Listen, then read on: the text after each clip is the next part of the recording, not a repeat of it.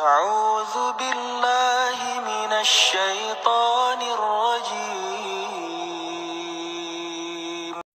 سطر به خاطر خودم انتخاب کردم، برای آخرتم آباد چیدن، برای مقصد وقتی که سطر بنده میکنه ایروی سطرش هر کس مکتبه بچه‌شون به نگاه هم نمیکنه، سلام شکر علیک میگیرن.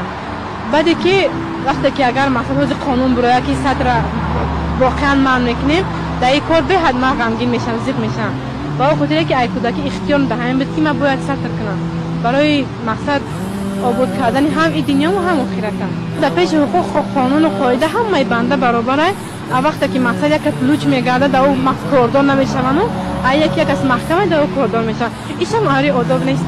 التماس حقوق ما را باید پایمال نکنه. ما همچون در هم پیش خداوند، در پیش همین بنده ها، در پیش همین کلان شونده ها التماس میکنم تو اگر در کار شوه نماز میخوام، دعا را میکنم که میگم بهترین چیز در دنیا یا دعا کردن، دعا میکنم که همین سطر من نکنم.